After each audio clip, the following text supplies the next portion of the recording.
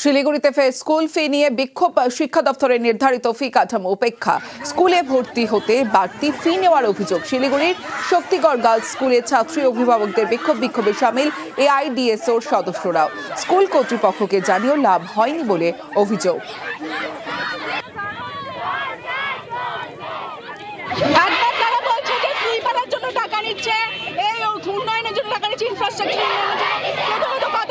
সাধারণ মানুষ শিক্ষা খাতের জন্য অনেক টাকা দেয়, ট্যাক্সের টাকায় সরকারি স্কুলগুলো চলা প্রয়োজন, সেটাকে সাধারণ ছাত্রছাত্রীদের দায়িত্ব।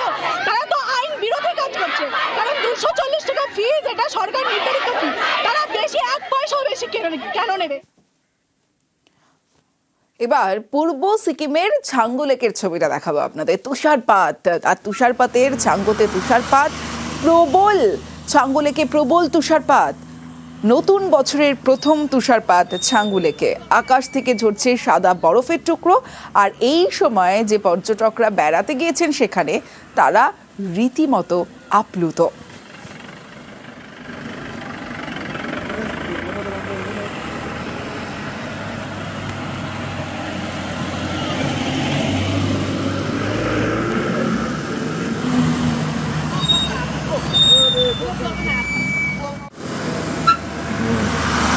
কাটতে চলেছে আইএসএল জট, কারণ আগামী সপ্তাহে আইএসএল এর দিন ঘোষণা। প্রেস বিবৃতি দিয়ে লিগ আয়োজনের কথা জানিয়েছে এআইএফএফ। আরো বিস্তারিত জানাবে ইরন রায়বর্মন, রয়েছে আমার সঙ্গে।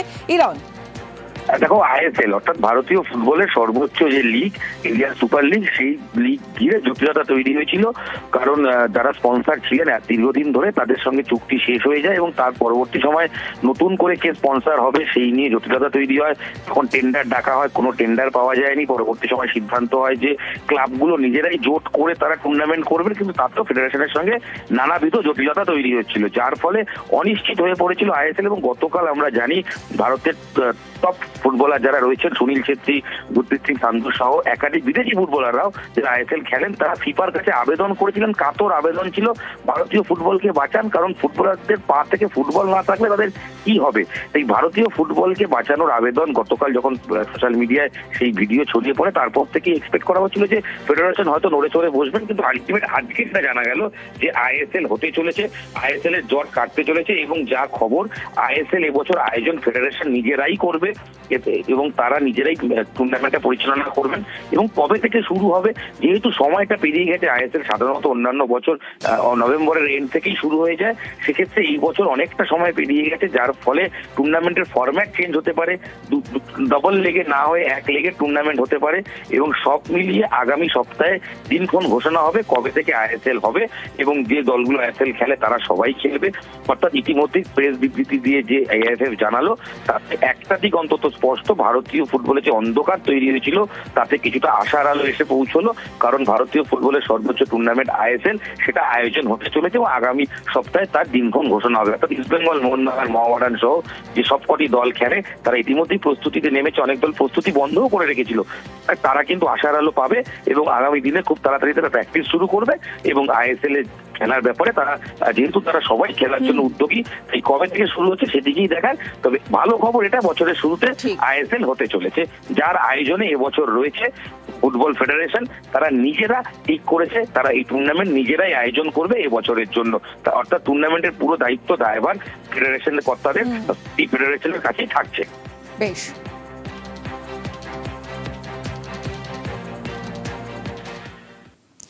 আসি পরের খবরে। সরকারি অনুমোদন ছাড়াই নিয়োগ। সম্প্রতি 26 জন চুক্তিভিত্তিক ইঞ্জিনিয়ার নিয়োগের বিজ্ঞাপন দেয় কৃষি বিপণন দফতর। অর্থ দফতরের অনুমতি না নিয়ে বিজ্ঞপ্তি দেওয়া হয়েছিল, তাই তা বাতিল করা হয়েছে। নবান্নে জমা দেওয়া তদন্ত রিপোর্টে বেনিয়মের কথা মেনে নিল কৃষি বিপণন দফতর। আর এ নিয়ে সংশ্লিষ্ট দফতরের মন্ত্রীর মুখে কুলুপ।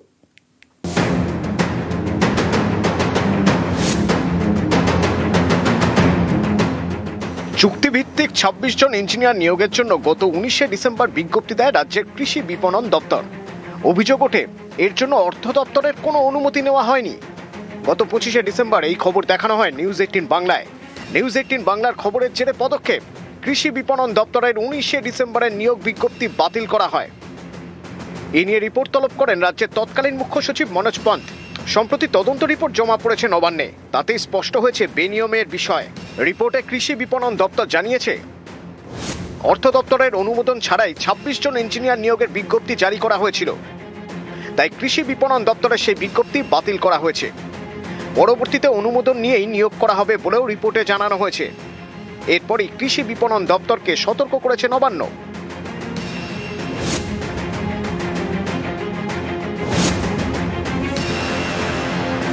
গত 19শে ডিসেম্বরে কৃষি বিপণন দপ্তরের বিজ্ঞপ্তি অনুযায়ী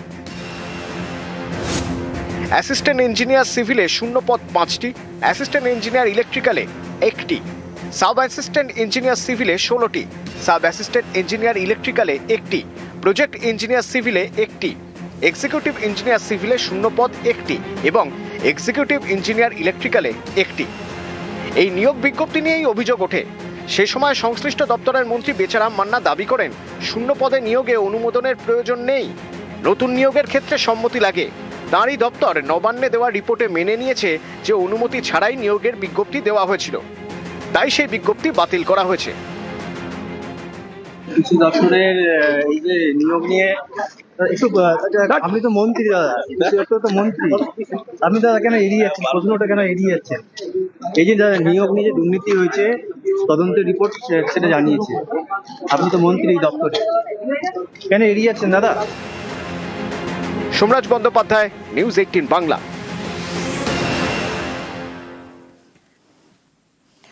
দুবছর পর এবার পুলিশের উপর হামলা। 24শে জানুয়ারিতে শেখ শাহজাহান ঘনিষ্ঠরা ইডির আধিকারিকদের উপর হামলা চালায় বলে অভিযোগ। এবার পুলিশের উপর হামলা চালানোর অভিযোগ শাহজাহান ঘনিষ্ঠ মুসা মোল্লার অনুগামীদের বিরুদ্ধে। সন্দেশখালীর ন্যাজাটে ভেড়ে নিয়ে বিবাদ, অভিযুক্তের বাড়িতে গিয়ে আক্রান্ত পুলিশ, গ্রেফতার নয়।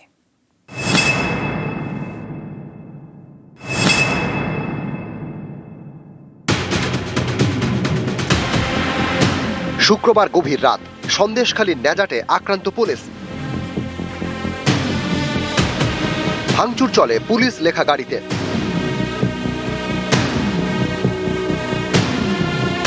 আহত হন ন্যাজাট থানার রাজবাড়ি ফাঁড়ি এক সাব ইন্সপেক্টর ও 3 জন কনস্টেবল। অভিযোগের আঙুল শেখ শাহজাহান ঘনিষ্ঠ মুসা মোল্লার দলবলের দিকে। এই ঘটনার পর শুরু হয় ব্যাপক ধরপাকড়, বেশ কয়েকজনকে গ্রেপ্তার করা হয়। ছিল অনেকজনকে নিয়ে আসা হয়েছিল, 9 জন অ্যারেস্ট। প্রধান উপপ্রধান কি গ্রেপ্তার? এমনি ডিটেন কোশ্চেনিং এর জন্য নিয়ে আসা হয়েছে। উত্তর 24 পরগনা সন্দেশখালীর ন্যাজাট, এখানকার রাজবাড়ি পুলিশ ফাঁড়ি সংলগ্ন এলাকার বাসিন্দা মুসা মোল্লা, সন্দেশখালীর শেখ শাহজাহান ঘনিষ্ঠ। স্থানীয়দের দাবি মুসার ভেড়ি ব্যবসা। এই ন্যাজাটেরই বাসিন্দা আজিজুল গাজী। অভিযোগ, তাঁর ভেড়ি দখল করে রেখেছে মুসা। এ নিয়ে 4 বছর ধরে দুজনের মধ্যে গোলমাল। বসিরহাট মহকুমা আদালতে দ্বারস্থ হন আজিজুল। ভেড়ি এলাকায় 144 ধারা জারি করে আদালত। অভিযোগ, সেই নির্দেশ মানেনি মুসা মোল্লা। এরপর ফের আদালতে দ্বারস্থ হন আজিজুল। তখন আদালত নির্দেশ দেয় থানায় হাজিরা দিতে হবে। অভিযোগ, একাধিকবার নোটিশ ধরালেও থানায় হাজিরা দেয়নি মুসা। এরপরেই শুক্রবার গভীর রাতে মুসার বাড়িতে যায় রাজবাড়ি ফাঁড়ির পুলিশ। অভিযোগ, তখন অনুগামীদের ডাকে মুসা। তারা পুলিশের উপর চড়াও হয়, মারধর করে। পরে বিশাল পুলিশ বাহিনী ঘটনাস্থলে যায়, আহতদের উদ্ধার করে। শুরু হয় ধরপাকড়। আর আমরা বাইরে গিয়ে দেখি যে পুলিশই ওই লোকে 1:30টার সময় ওই ওনাদের ঘরের জানলা টালা ভাঙতেছে, দরজা খোলার চেষ্টা করছে। আর পুলিশের গাড়ি ভেঙেছে কি এখনো আমরা জানিনি, আর কখন ভেঙেছে তাও আমরা জানিনি। ওই আমার 2টো ছেলে, আমার স্বামী আর আমার জামাই। এক সময় সন্দেশখালীর বেতাজ বাদশাহ শেখ শাহজাহান।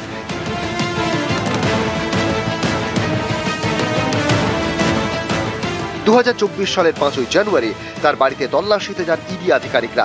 অভিযোগ, তাদের উপর হামলা চালায় শাহজাহান অনুগামীরা। এবার অন্য একটি ঘটনায় সেই সন্দেশখালীতে আক্রান্ত পুলিশ। 2রা জানুয়ারি গভীর রাত। অভিযোগের আঙুল শাহজাহান ঘনিষ্ঠ মুসা মোল্লার দলবলের দিকে। সন্দেশখালী থেকে জিয়াউল আলম এবং অনুপম সাহা, নিউজ 18 বাংলা। সরকারি জমি বেআইনিভাবে হস্তান্তরের অভিযোগ, গ্রেফতার এগরার পুরপ্রধান স্বপন নায়েকা। তিনি অভিযোগ মানতে নারাজ, আর এই ঘটনায় রাজনীতির হাওয়া গরম।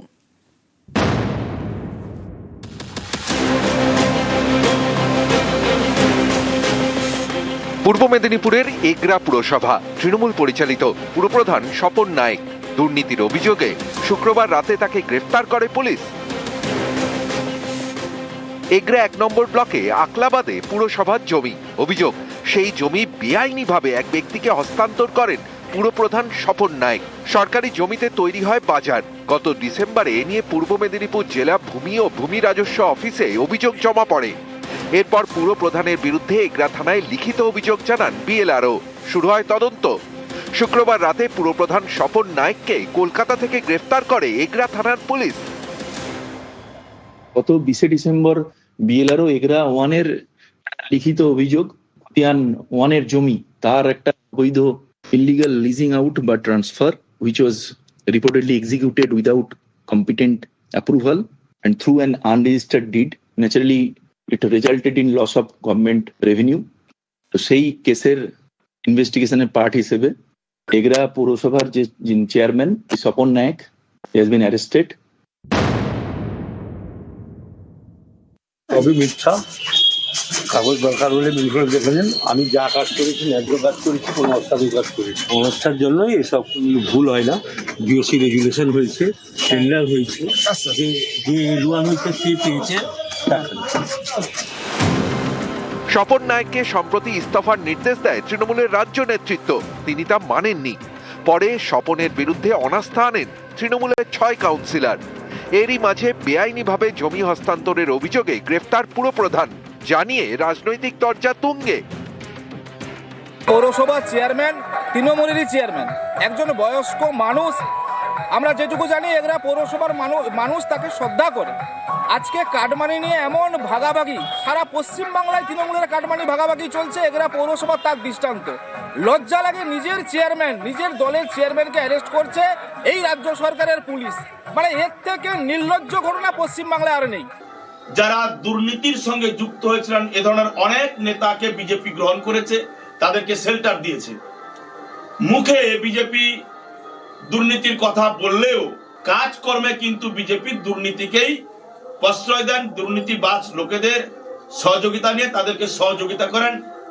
তার অন্যতম প্রমাণ স্বপন নায়েক মহোদয়। পূর্ব মেদিনীপুর থেকে পঙ্কজ দাশরথী, নিউজ 18 বাংলা।